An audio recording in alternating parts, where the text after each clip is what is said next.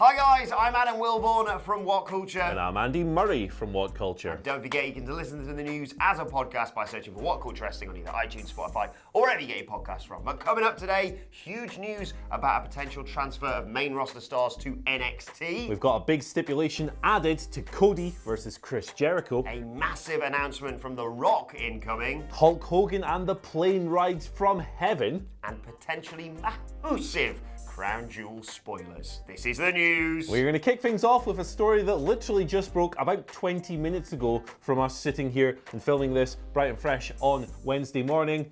We've got a women's match in Saudi Arabia. The Hooray! first ever women's wrestling match in Saudi Arabia goes down at Crown Jewel tomorrow night, Thursday, 31st of October. It's going to be Lacey Evans versus Natalya.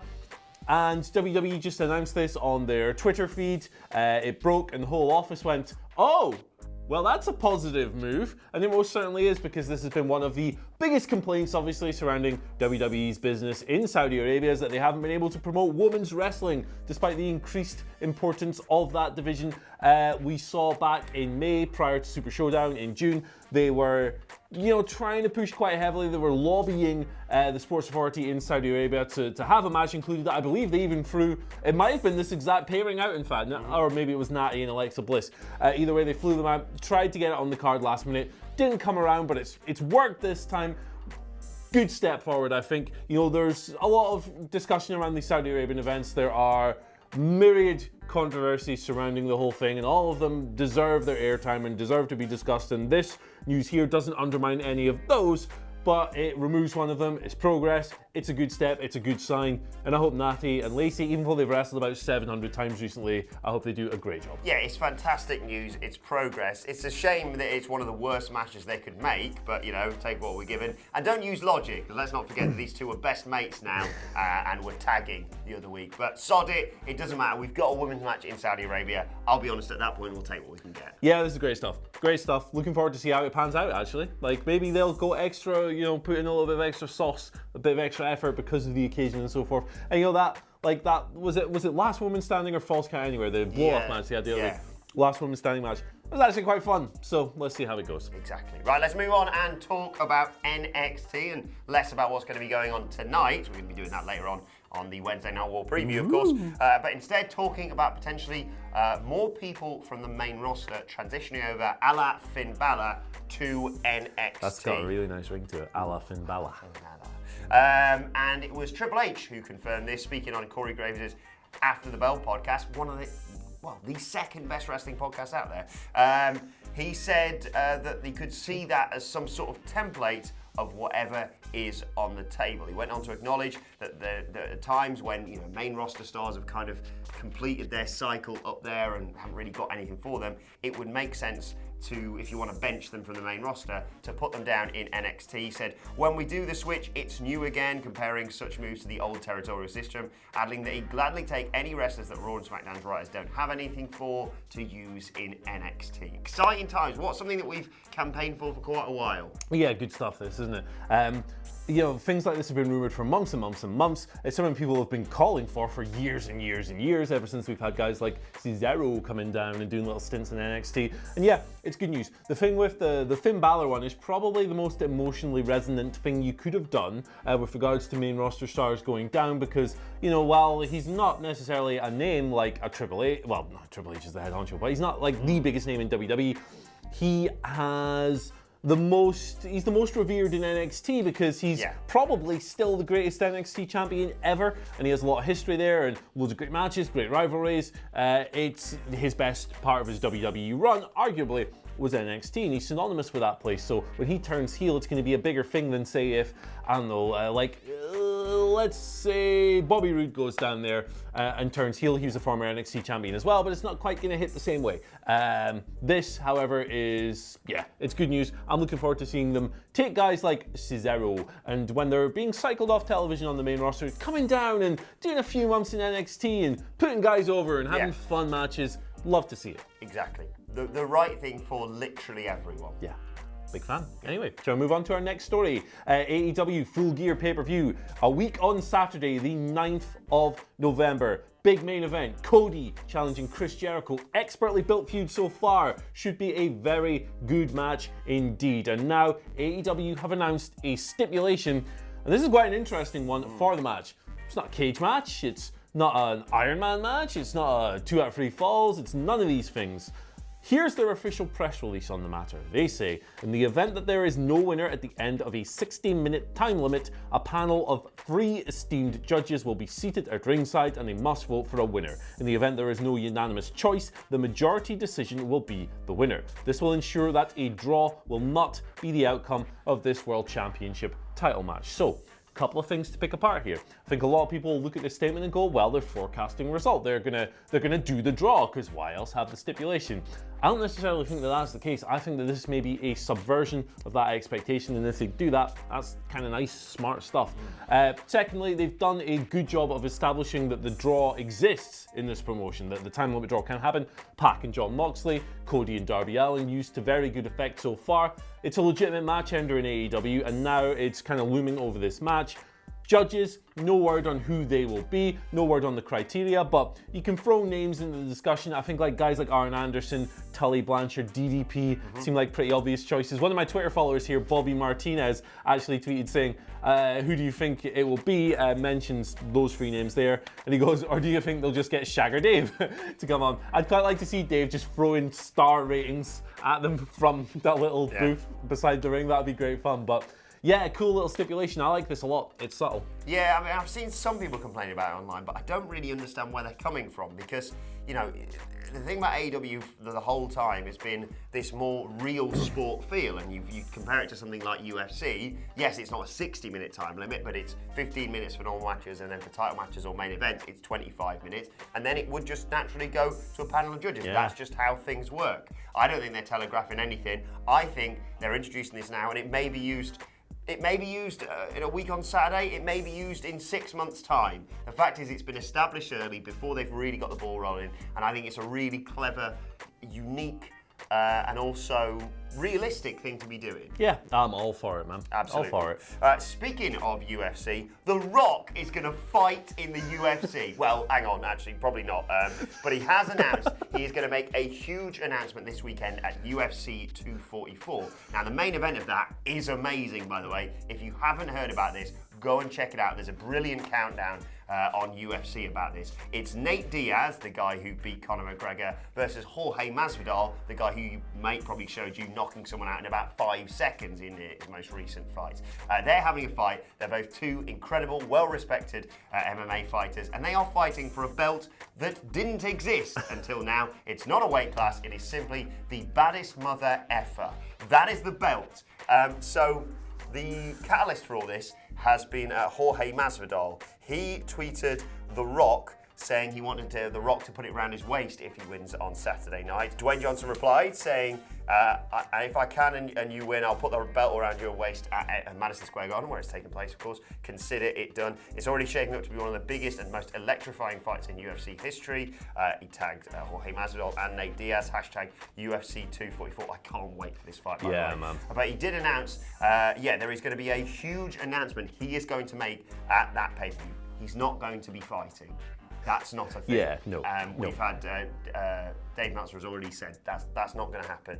But he did say it is something that he wanted to tell the UFC fans and MMA community first. Yeah, that'd be cool, man. Like, The Rock just lends a dose of star power to everything he does, and this is already the most must-see UFC event of the year. Yeah. Like I'm kind of a casual MMA fan. I've fallen out of it a little bit. Just prefer wrestling because it's goofier. However, now the UFC has something called the Bad Mother Effer belt. So, you know, UFC's basically pro wrestling now, and The Rock's going to be there, and he's going to give the belt to whoever wins. Hopefully Nate Diaz.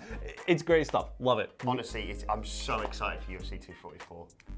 I genuinely cannot pick a winner, but honestly, if you're like, go and watch the countdown videos, about half an hour long on UFC's YouTube channel. I watched it last night, and even if you know nothing about these 2 fighters, by the time that's finished, you will be salivating about Saturday night, and now The Rock's going to make a big announcement as well. Exactly, and enough about that fake sport. Let's go back to a real sport, professional wrestling. Adam Wilborn, I want to tell you a story. Go on then. Well, Hulk Hogan, yesterday, trying to travel to Saudi Arabia, trying to get over to the nation. Has a little stopover. Traveling from America, obviously, it's a long journey. You need a little stopover. He and his private jet, they stop. Him and Jimmy Hart. Has his private jet got a mustache on the front? I sincerely hope so. Okay. Little bandana on the top to hide the bald bit. They stop in Iceland. Pretty logical place, but here's the problem. They had a really rough landing, and Hulk documented all of this on his Facebook page. They had a really rough landing. And in Hulk's words, the tires burst and the brakes melted, brothers. They were in quite the pickle. Hulk and Jimmy on the runway, freezing their balls off. Pilot's like, sorry brothers, we can't go anywhere. They're stranded, they're trapped, they can't fly, they can't get to Crown Jewel. But what's this? One of Hulk Hogan's mates rocks up in his own private jet. Who was this mystery man, do you think? Who was it? Was it Brutus Beefcake? Was it Bubba the Love Sponge? I doubt it was that one. Was it his daughter Brooke? Who was the great friend of Hulk Hogan that showed up with his own private jet and gave Jimmy and Hulk a lift to Saudi Arabia? Who flew them personally over there? Who is the nicest man you can think of in all of wrestling? Go on. Brock Lesnar! This is the weirdest story of all time. PW Insider have confirmed that Brock basically rocked up with his private jet while these guys were on the runway, burst tires, melted brakes, and went, hey lads, on you come. Brock's got you covered. Is this the rich people version of if your car breaks down and your mate pulls up? You're in trouble there, mate. Yeah, this is great. Like, I love the imagery of Brock somehow being the pilot with a little hat on going, here we go, boys. Saying a little Sticking his head announcement. out the window. Is that Hulk Hogan down Yeah, there? all aboard. Like, he's literally flown in to save Hulk Hogan and Jimmy Hart here. Can you imagine the banter these guys would have had on the flight as well? Oh, I mean, I've always said I'd love to have been on the plane ride from hell. Scratch that. I now want to be on, as you described it, the plane ride from heaven with Hulk Hogan, Jimmy Hart, and a pilot Brock Lesnar. You can't make this stuff up sometimes. Well, we've made up the bit about Brock Lesnar flying it, but other than that, we haven't. This is just a wonderful story. It's barely even news, but I thought you, great viewers out there, would love to hear the lovely story about Brock, Hulk, and Jimmy. And, well, we have to couple that. You know the whole phrase, got some good news, we've got some bad news. I've got the bad news. The bad news is a potential Crown Jewel spoiler that you probably won't be best pleased about. Don't worry, it's not as bad as, Seth Rollins leaving with the championship. It is the news that a video has been captured by OG Halayini, hope I got that right, on Twitter, of the McMahons arriving in Riyadh, of course, ahead of Crown Jewel tomorrow night. Vince and Shane, who I thought had been fired. Oh! So the rumours, of course, have spread like wildfire subsequent to that, that Shane McMahon may well interfere or be involved in the best tag team in the world, tag team turmoil thing that's going on. I think there's only 9 teams in there, which is a weird number, and has led to people speculate. I speculated that potentially AOP could have gotten involved in it, but now it does seem more likely that Shane and, let's be honest, just one of his cronies, Probably Elias, isn't probably it? going to come down and get involved in that match. Oh, good! Yeah, great. As we all know, WWE's on-air firings are always binding and are never broken. How could they do this to us, Adam? How could they betray our trust? He was fired. You can't bring someone back after they've been fired. He got beat by Kevin Owens. It's over. And the thing is, They've never done this before. he's probably going to get a hero's reception. That's the thing. That's the thing. Shane McMahon's over. Shane McMahon's over as hell. So, I mean, we've kind of poo-pooed the idea, but it might be kind of hilarious if Shane McMahon is crowned best of the world on 2 consecutive crown jewels. I've already said I don't want to have a breakdown on the stream tomorrow. Well, I remember just when he won the World Cup last year, I literally celebrated it like my Aberdeen Football Club had won the Champions League. It was great. I ran around the pool table. Yeah. Something else. No, we're going to need some more chamomile tea. Yeah, it's going to be a boatload for that. Jesus Christ. Let's move on to your Twitter questions anyway. At WhatCulture WWE if you want to get in touch. Hobo Broncos again with another great question today, saying, with the rule of time limits in AEW, do you see the tag team finals, of course taking place tonight on Dynamite, ending in a draw with the real final as a brawl at Full Gear? No, I think if they do another TV time remaining or time limit draw at this stage, you risk burning the thing out and you risk overdoing it and you risk using it as a crutch.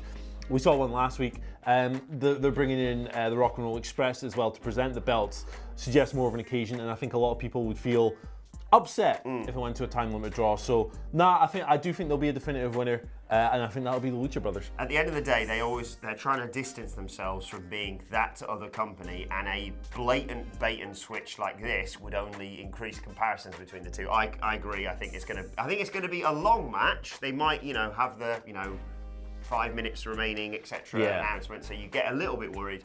I don't see it getting that close to the finish. I think it's just going to be mint, basically. SCU versus Lucha Bros. Rey Fenix is my new favourite wrestler right now, and I can't wait to see what they do. Scorpio Sky and Rey Fenix in a ring together. Sign me right up. And I sense that probably Lucha Bros is going to win this as well. Kelly Jenkins with our second question today, sticking with AEW, asking, should Dustin get a run with the AEW World Championship? I feel a top title is the only thing missing from his career. His legacy doesn't need it, but he has deserved it, and it would be the ultimate feel-good moment. I am dead against sentimental title runs. Personally, I don't like there's an argument in New Japan for Tomohiro Ishii, who's been one of the most consistent and best wrestlers in the world for a long, long time, but has never been the top guy. I'm not a fan of these because generally I think that you should reserve title runs with the top belt for the biggest stars. Now, Dustin gets very loud reactions in AEW. I love Dustin Rhodes. He's legitimately one of my favorite wrestlers of all time, but he's the sentimental crowd favorite. He's the battling old dude on his last ride. He's the old gunslinger pulling out the pistols for one last time. And while I definitely think he should have a title match, I think he would be a great opponent for Chris Jericho, perhaps on an episode of Dynamite. I don't think he should have a run. I think that belt should be reserved at the moment for the Jerichos, for the Codys, for the Kennys, for the Moxleys, people like that, until you've built other guys up beneath them who are on the same level. I agree. He, for me, is the perfect sort of, I want to say, I'm not sure if this is a thing, transitional challenger. So just a placeholder before a big pay-per-view for AEW. Or, if you don't want to do that, title versus career. I don't want to see him retire anytime soon. He's so good. But he's like, I think you have him challenge, lose, and then go, all right, one more time, eventually, but not yet. I would love to see him and Cody with the tag belts. Yes, that's probably a better way to do things. Brett Bossy gives us our final question of the day, asking, assuming she wants to return, how should Ronda Rousey come back? I say win the Rumble and seek revenge against Becky Lynch after the botched finish at Mania 35. How badly does WWE need her in the current women's division? Yeah, the Becky Lynch match is the one that I think makes the most sense, because obviously we were deprived of that in the build-up to Survivor Series last year when Nia Jax killed Becky Lynch. But that was like a really important moment in the development of the man character as well. So, silver linings and all that. I do think that that's the most sensible match. I think it would be great if Ronda showed up unannounced in the Rumble and just won it and faced Becky at WrestleMania. You could do Shayna Baszler. I rattle on about this all the time, but history, horsewoman, former MMA, makes sense. What was the second part of the question there? How badly does the WWE women's division? I don't think it needs it that much, to be honest. I think it's pretty stacked compared to like AEW. I think it does. I think that the company at the moment needs as much star power as it can get. I think that she is the biggest female name they have, like in terms of like mainstream crossover and so forth. She would be particularly useful on SmackDown, and I know we've just had Becky Lynch, who's a Raw wrestler, but it's the Fox deal, it's the Real Sport Network, it's supposed to be the A show now, it is the A show now. They could probably use her. I think they need anyone who might be able to help ratings. She's the perfect number 30 entrant for this year's Rumble, or next year's How good would that be? Right, let's move on to today's, and finally, I want to give a shout out to Stephen Dragonis and all the other people who sent us this overnight. From Sydney, Australia, more specifically from New South Wales Police Force. I say at the beginning of literally every news video, if you want to listen to the news as a podcast, if you're out and about, so you don't have to watch it as a video, you can download it as a podcast. WhatCulture Wrestling, iTunes, Spotify, wherever you get your podcast from. And more people should learn to do that, because someone got pulled over on this morning at 6 a.m. in Australia, watching our news video. Yeah. Don't do that, please. There it is. There's the boys on the thing. This is so weird. 344 Aussie bloody dollars and 3 demerit points. Yeah. You don't want that. What is this? This is so strange. I like the description of it there as well. He was watching a YouTube video of WWE SmackDown. Yeah. Don't do it like that, New South Wales Police. Great stuff. Our content is much more entertaining than SmackDown. Yeah. I'm speechless. If you're not driving, watch it on YouTube. If you are driving or operating heavy machinery or doing anything like that, it's a podcast. Honestly, we don't do that many visual things here. Thank you for your support, But yes, person thanks who got for arrested. But, come on. Get out of the police as well. Right, let us know your thoughts on that and all of today's news stories in the comment section below. Don't forget to like, share, and subscribe to What Culture Wrestling on iTunes, Spotify, wherever you get your podcasts from for daily wrestling podcasts. Plus, you can send us Twitter questions at WhatCultureWWE and follow both of us. You can follow him at Andy H. Murray. The H stands for Hugh. You can follow me at Adam Wilmore. You can follow us all at WhatCultureWWE. My thanks to Andy Murray and to the New South Wales Police Force. Thank you for watching, and we will see you soon. Hugh, Barney McGrew, Cuthbert, Dibble, and Grub. For God's sake.